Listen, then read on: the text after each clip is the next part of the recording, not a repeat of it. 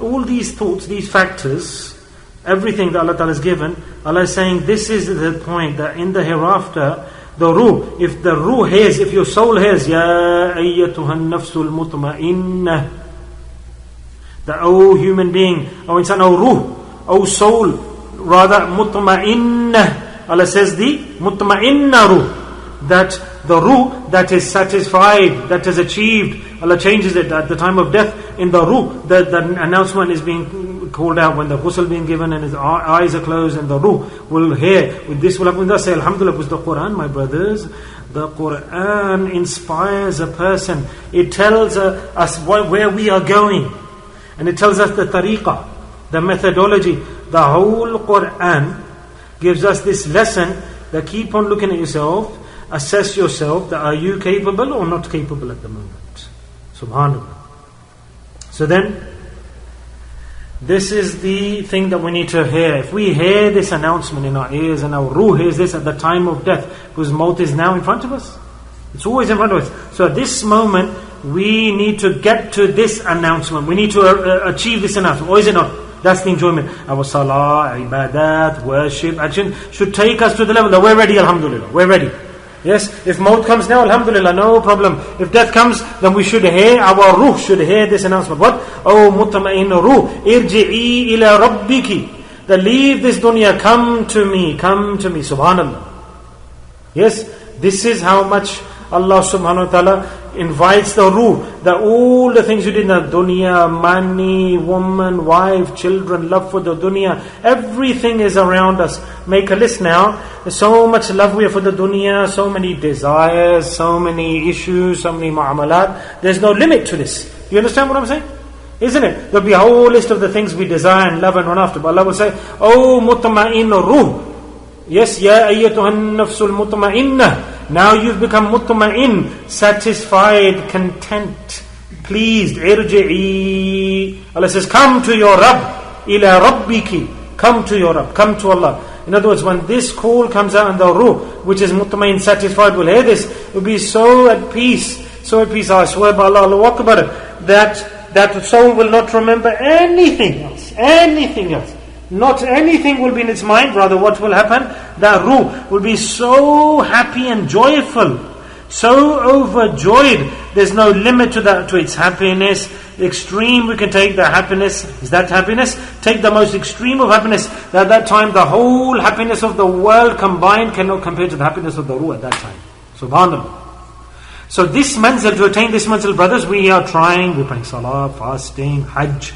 All these actions we're doing. Why? Wahid, solely we want, is immersed in the love of the world. They say, how can I get rid of this fear? But those people whose ruh, their soul is prepared, content, at peace, ready, then in this world, the whole world, if you ring the whole world and you bring the summary, then you can see that there's no comparison to the happiness of the ruh. You say, oh, you understand, don't you, what I'm saying? Yeah, so listen to what I'm saying. Listen again. Yes, so nafsul mutmainna, how will we get nafsul mutmainna? From lying, committing fraud, from disobeying Allah, from going against Allah, from cheating people? Never, impossible.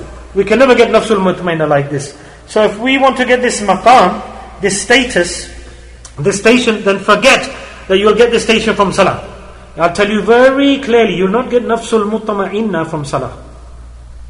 Yes, you won't get it from hajj or khairat or giving sadaqah or something. This is not the maqam. Nafsul mutma'inna cannot be attained from these deeds. No, you will not get it. You will only get it at that time. Nafsul mutma'inna, the pleased, content soul. When will the soul be pleased and at peace, content? Whoever's nafs is mutma'in, happy that he will attain the manzil, the destination that he's going to, that he's traveling to. How? By disobeying Allah? No. Any action, there should be no disobeying Allah. Now salah, how does that give us nafsul mutmainna? Yes? Allah says, don't disobey Allah. Sabak, the lesson from fasting, gives the whole lesson of what? Don't disobey Allah. What does Hajj say? What does Arafat say? Don't disobey Allah. Don't commit sins. Do tawbah. Every ibadah, act of worship, gives us a lesson that do not disobey Allah, so that your nafs can become content and at peace, happy, pleased. Subhanallah. Salah is not the manzil. Yes, that salah, alhamdulillah, which prevents us from sin, that will push us to the mutma'inna. That will push us to mutma'inna. Yes, it will take us to the nafsul mutma'inna, where the soul will be at peace, content, happy with the fadl of Allah. Yes? So the point now, the real article is what? The nafs needs to become mutma'in. And when will the nafs become mutma'in? Then it will hear this announcement. Now, I'll tell you the shortcut method. Shortcut. The nafsul mutma'inna, what are the signs of nafsul mutma'inna? Yes? I tell you, yeah? Then you'll realize who we are. Yes? Who can say that his nafs is mutma'in, satisfied, happy. Alhamdulillah. Because we need to compare, isn't it? This is the preparation for death, isn't it? Yaar, what's happened is my nafs mutma'in, is it content? Is it happy? Or is it not yet? Is it not? Am I at peace? Because obviously the announcement will come when my nafs is mutma'in.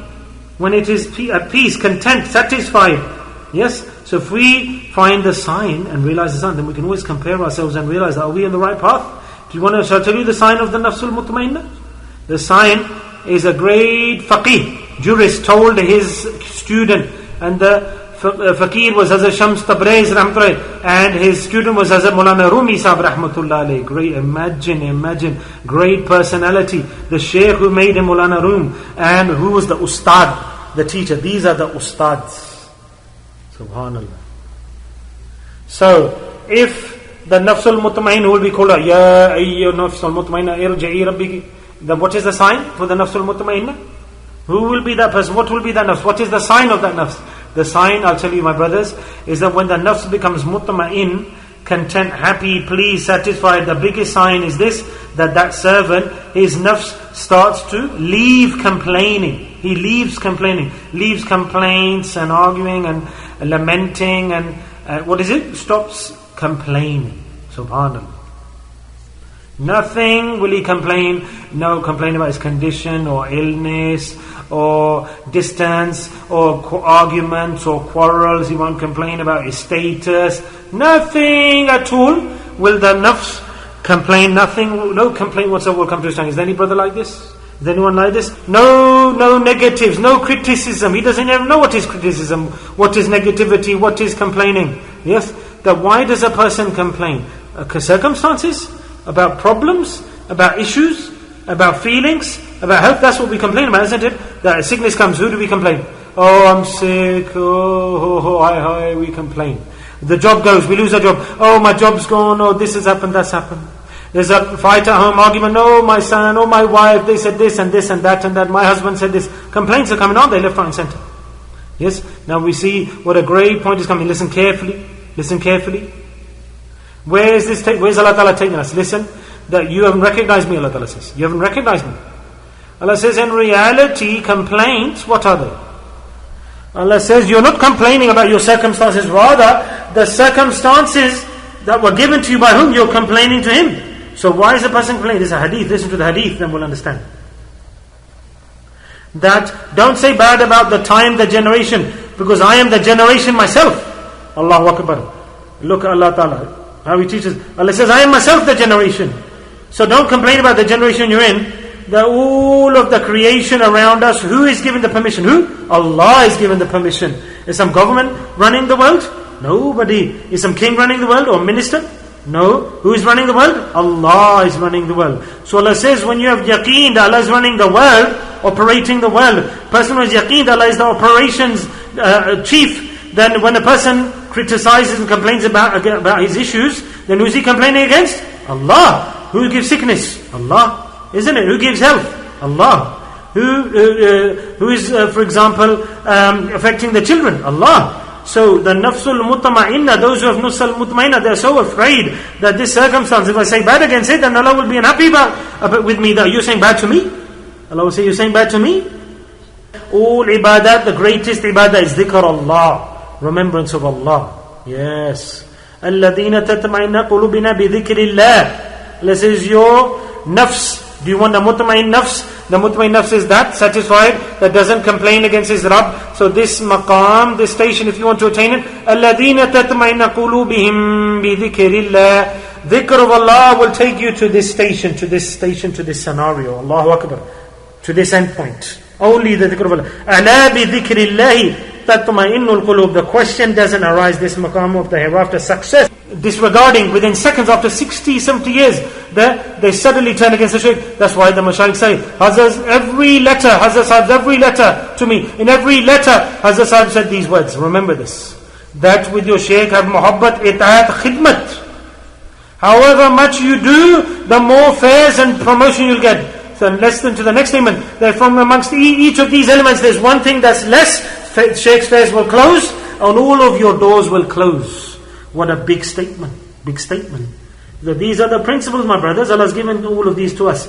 So what do we? They left the world, they sat in the Jannah paradise, and mashallah, 2 days ago I saw Hazrat Sahib, I felt so much enjoyment with his fairs I'm speaking. Subhanallah. A beautiful dream I saw. Hazrat Sahib was sitting in the same way, and I was pressing his legs, and the mashallah, I put my lips to that. I said, Hazrat, that don't give me fatwa, please let me kiss your feet. And subhanallah, and I was pressing his feet and I was touching his feet. Whoever he'd allow, he let him press his legs and feet. So I didn't get the chance in my life, but today, Hazrat Sahib, I saw this 2 days ago, I had the dream, alhamdulillah, I had this opportunity. Brothers, these are the ruhs, the souls, alhamdulillah, after death, the fares comes to the student. Why? Because this was my habit. Every second, every moment I send ithal thawab to my Shaykh. Never am I detached from my Shaykh. Never. Khidmat, atat, muhabbat. This is the door to the Shaykh. Subhanallah. One, Hazrat Sahib said, Hazrat Sahib's statement, Qutb Abdal is saying, remember, from amongst these 3, 4 elements, if one of them reduces, not that they finish, but if there's a reduction, analyze and measure always, brothers. It's not just dhikr. Measure yourself, gauge yourself. Have I done bedbi from my tongue, from my eyes? Have I done wrong? Have I done something wrong? Have I got muhabbat, love for my Shaykh in my heart? Then test yourself, analyze yourself. How much love is inside myself? How much adab is inside myself? Because this is the manzil.